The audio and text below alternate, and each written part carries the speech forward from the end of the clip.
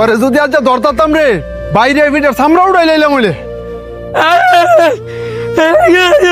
বুবার ঘরের বাবা আরেকদিন যদি খালি গাছের নিচে দেখমু তোরে গাছের লগে বাইন্দা বিডামু।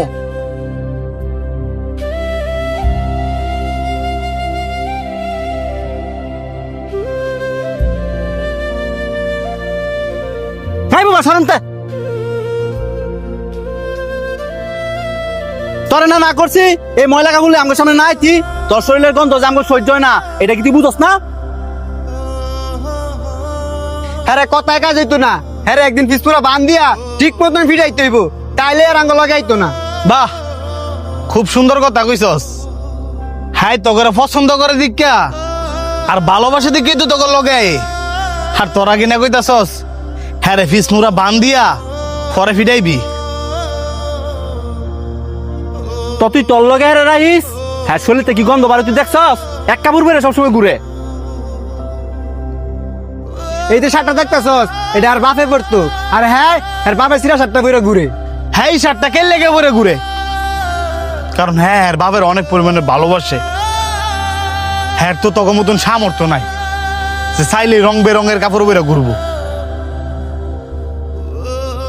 হ্যাঁ বুবা দেখা অসহায় দেখা তোরা কি আরে মানুষ মনে করস না? এই যে হ্যাঁ মনে আঘাত দিয়ে দিয়ে কথা কস, হ্যাঁ কি মনের ভিতরে কষ্ট পায় না? এই তোরা কি জানোস না হ্যাঁ মুখে কইতে না পারলো কানে সবে শুনে।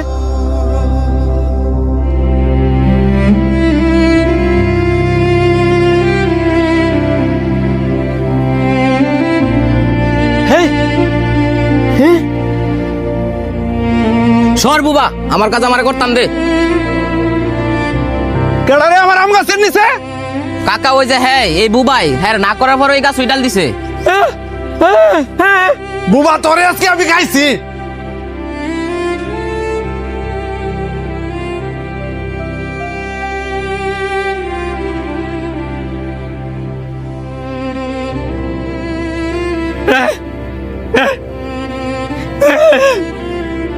আমি একজন বোবা।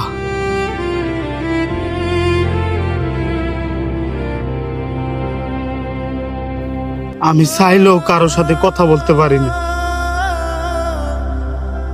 সবারই তো মন আছে, আমারও মন আছে। তার মানে এই নয় আমি বুবা দেখা আমার মনটাও বুবা। এই যে আমার মানুষ মারে বহে, আমার মনে কত